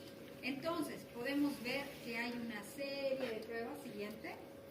Podemos hacer otro tipo de pruebas de dolor para diferentes tipos de dolor, de columna, facetario, dolor articular, dolor muscular, dolor de rodilla. Hay multipruebas para poder realizar en el paciente, tanto el test de examen físico como de pruebas complementarias. Que no es el motivo, porque vamos a llevar capítulo de dolor articular, vamos a revisar dolor gonalgia crónica, omalgia crónica, lumbalgia crónica, como capítulos especiales. ¿Sí? Pero ya ven que hay una serie de test que debemos hacer para poder valorar cada uno de los casos. ¿Qué debemos preguntar en la anamnesis cuando estamos frente al paciente? Preguntas como, ¿cuál es el motivo de consulta, por supuesto? ¿Cuál es la frecuencia del dolor? La cronología, se presenta en la noche, en la mañana, en reposo, en movimiento, es continuo, intermitente. El tiempo de aparición y evolución del dolor, ¿hace cuánto se presentó y a raíz de qué? ¿Hubo una causa o no? ¿Y cuánto tiempo lo tiene? ¿3 meses, 6 meses, 1 año, 10 años, 20 años? Es importante. ¿Dónde se localiza exactamente? Y para eso les mostramos un esquema, un mapeo segmentario metamérico de colores, ¿sí? Donde están las raíces cervicales, las raíces de los pares craneales, por supuesto, en el cráneo, en la cara. Tenemos cervicales, dorsales, lumbosacros y sus diferentes correspondencias segmentarias. Entonces, le pasamos al paciente la fotito, ¿dónde le duele? Marque. Y con el marcador te dice, ¿no? Le duele aquí, en el centro de la espalda baja, el color verde. ¿Y cuál es la irradiación? ¿A dónde se dirige su dolor? Izquierda, derecha, cadera, glúteos, pierna. Él les va diciendo, ¿dónde se localiza? ¿Dónde se irradia? ¿Cómo lo definiría el dolor? ¿Qué características tiene? ¿Es penetrante, punzante, opresivo? ¿Con qué se alivia o exacerba? ¿Con qué peora? ¿Con qué se alivia? ¿Cuál es la historia familiar? ¿Tiene antecedentes familiares de cáncer? ¿Hay otros familiares que han pasado por este tipo de dolor? ¿Qué síntomas acompañantes y factores que lo modifican? ¿Qué postura tiene que ocupar al momento de dormir si es un dolor lumbar? ¿Qué postura debe adoptar para mejorarlo y con qué postura empeora? Esos datos son demasiado importantes porque pueden catalogar un dolor lumbar, por ejemplo, de origen facetario y diferenciarlo de un dolor discogénico. Bueno, como les decía, a partir de pocos años atrás, siguiente, el dolor se cataloga como un quinto signo vital que debe ser evaluado de la misma forma que se evalúa la temperatura, el pulso, la presión arterial, la frecuencia respiratoria, con las diferentes escalas multidimensionales o unidimensionales que les he presentado. ¿Sí? Entonces, es un compromiso personal de que al momento de pasar por la emergencia o las salas generales, ustedes empiecen a elaborar una historia clínica, además de tomar todos los otros signos vitales, demuestren su escala de valoración de puntuación de dolor y clasifiquen y califiquen el dolor por sus características, su radiación, su localización, su intensidad. Siguiente, en la exploración física no nos vamos a quedar, pero hay que seguir todas las pruebas dependiendo del motivo de consulta. Siguiente, ahora sí, la regla mnemotécnica que deben saber de memoria al momento de evaluar. Cualquier paciente que ingresa por motivo de consulta dolor. Alicia. ¿Qué significa Alicia? La A de aparición, cuándo y cómo aparece, a partir de qué. La L de localización, la I de irradiación, la C de las características como describe el paciente su dolor, la I de intensidad y la A de factores aliviantes. Y bueno, viene otro mnemotécnico que es la pequeña rosa tipo, que habla también de localización, P de qué provoca o alivia el dolor, Q de cualidad, de características del dolor, R de irradiación, S de severidad o intensidad según la escala numérica o visual analógica, temporalidad, T de temporalidad, desde cuándo, continuo, va y viene, mejora, empeora, T de tratamiento actual en fármacos, dosis, eficacia, y R de repercusión funcional y social y funcional. Pruebas complementarias hay demasiadas. En la siguiente diapositiva pues, se puede pedir desde exámenes de laboratorio, exámenes de gabinete, gamografía, tomografía, resonancia, tomografía, electromiografía y test específicos que nos van a valorar la indemnidad del sistema nervioso, tanto central como periférico, y otros tests psicológicos y psicométricos que nos van a ayudar a ver, a clasificar a los pacientes que están dentro del grupo de dolor crónico primario no simplástico. Terapéutica. ¿Qué le ofrecemos al paciente? Ya lo tenemos clasificado, ya sabemos el origen de su dolor. ¿Qué es lo que sigue? En la siguiente diapositiva vamos a ver una modificación a la escalera analgésica de la Organización Mundial de la Salud que ha sido modificada por el doctor Ricardo Plancarte del Instituto Mexicano de Nutrición Salvador Subirán. Vive todavía, afortunadamente, y es responsable de la organización de múltiples cursos, diplomados, maestrías y especialidad clínica de dolor oncológico. Bueno, él tiene la inquietud de hacer la modificación a la escalera de la Organización Mundial de la Salud, que originalmente tenía 3 pasos. Dolor leve, escalón 1, dolor moderado 2, dolor severo, escalón 3. ¿Cierto? Y él le hace otras modificaciones más, le pone un escalón cuarto y un escalón quinto. En el escalón cuarto le va a añadir técnicas intervencionistas y en el último escalón, pues, técnicas quirúrgicas que van a estar relacionadas con la intervención. Entonces, el primer escalón que corresponde allá en la tabla, como ven allá, severidad leve, moderado, esa es la tabla de la escala visual, analógica, numérica, cualitativa de una escala unidimensional, esa es la REMI, ¿cierto? Y aquí podemos ver en la otra el tiempo de evolución. Entonces, vemos en una primera fase que de acuerdo a la intensidad, cuando está en menos de 4, le vamos a ofrecer al paciente analgésicos no opioides leves del grupo de los antiinflamatorios no esteroideos. ¿Sí? Analgésicos menores que no necesitan receta médica, paracetamol, ibuprofenato, ketorol, antiinflamatorios no esteroideos de soporte, paracetamol, y en algunos casos algún coadyuvante cuando el dolor tiene otro tipo de manifestaciones. En el siguiente escalón, cuando se supera el dolor moderado, vamos a echar mano a los opioides débiles del tipo de la codeína, el tramadol, más analgésicos no opioides, más adyuvantes. ¿Sí? Si el dolor persiste o aumenta de intensidad y torna a cierto nivel de severidad, le vamos a ofrecer al paciente ya no opioides débiles, sino opioides mucho más potentes del grupo de talipentadol, por ejemplo, la mucinta, podemos dar metadona, podemos dar ya incluso morfina, buprenorfina, fentanil, otros opioides con mucha mayor potencia, más no opioides adyuvantes, y se pueden hacer ya bloqueos de nervios periféricos o bloqueos centrales para poder, ya aquí ingresa el intervencionismo en dolor y dolor severo. Y vemos que en el cuarto escalón tenemos además los bloqueos intraespinales de nervios y la estimulación eléctrica. ¿Se acuerdan que hablamos que el cuarto componente de la nocicepción, o el tercer componente, perdón, de la nocicepción era la modulación? Pues existen estrategias terapéuticas intervencionistas, hoy por hoy, bueno, hace muchos años, que trabajan a nivel de la médula espinal con electrodos o marcapasos de dolor que se implantan por vía epidural cerca del asta dorsal de la médula espinal o a nivel del ganglio de la raíz dorsal, que hemos visto que es el origen o la transcripción de la información de la primera a la segunda neurona motora sensorial de transmisión de dolor.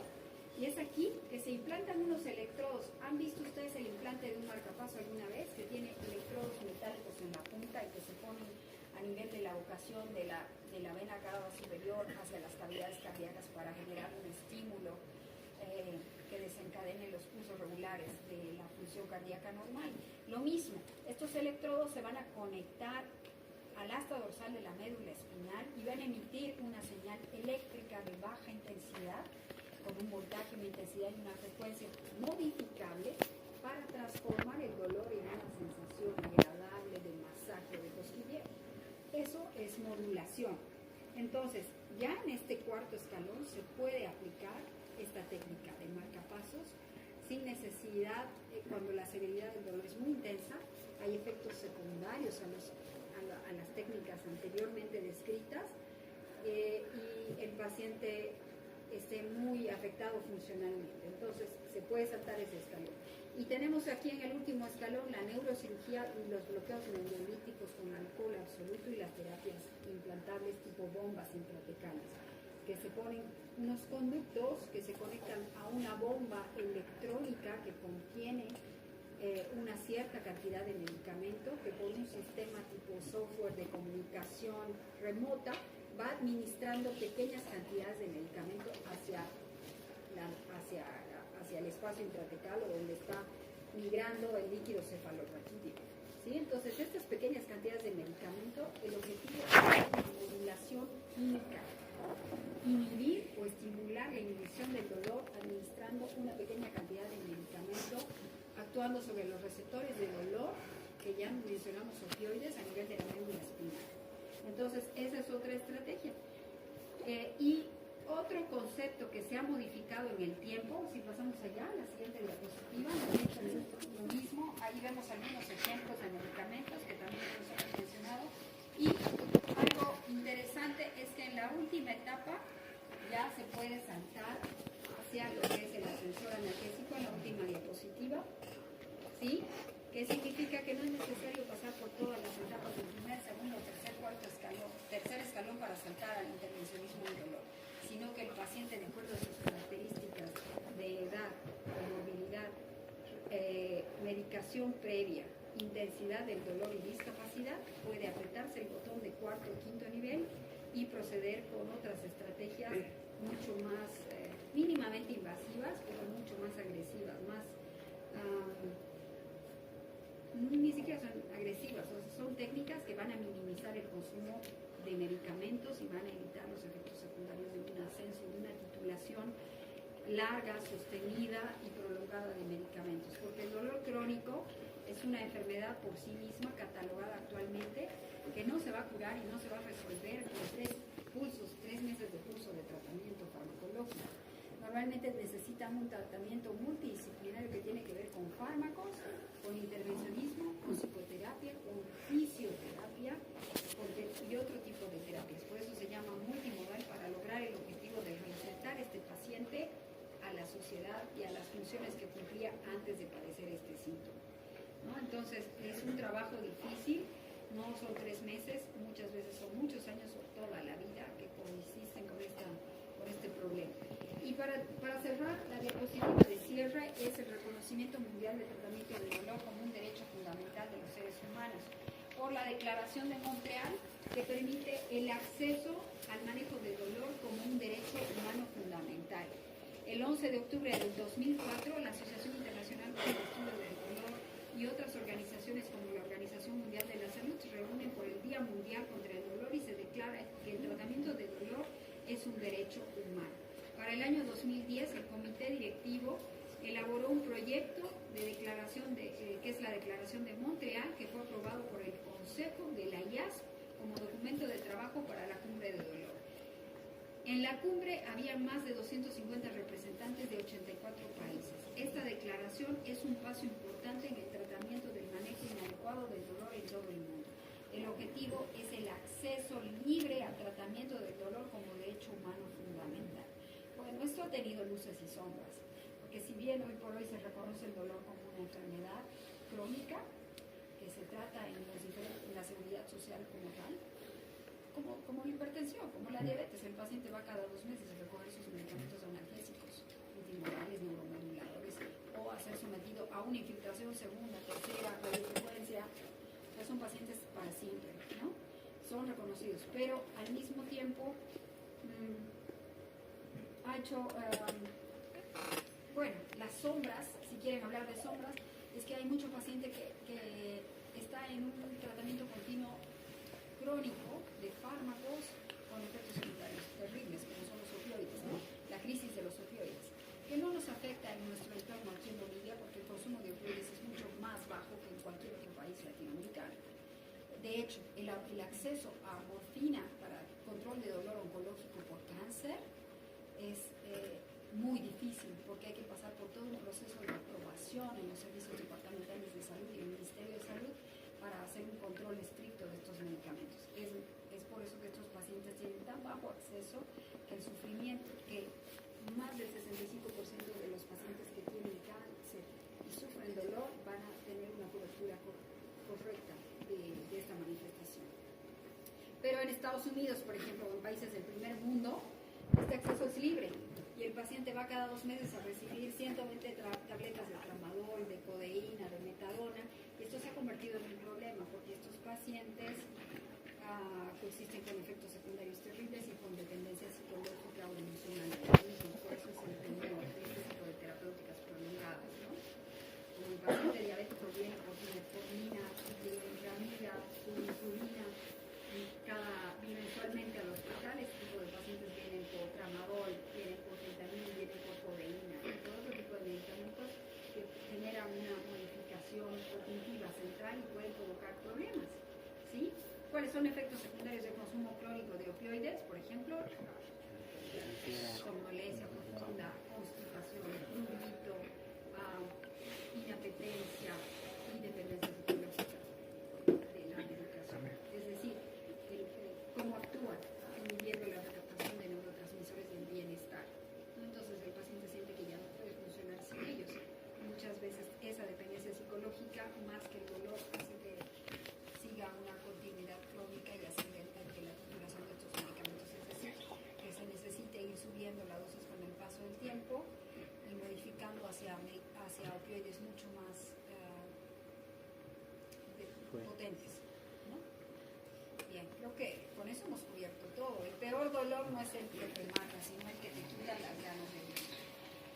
Si han reconocido los diferentes síntomas dolorosos, yo me quedo contenta, porque este estudio del dolor abarca unos 3 tomos de este duelo, con síndromes dolorosos diferentes, centrales y periféricos, y que toma 2 años de residencia de su especialidad una vez que se termina la especialidad de anestesiología, que toma 4 años, ¿no?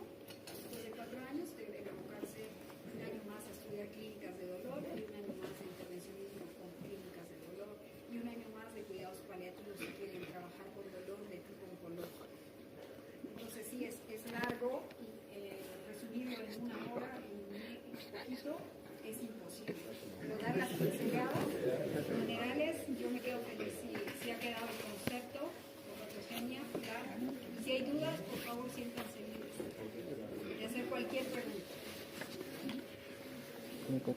Perdón, a veces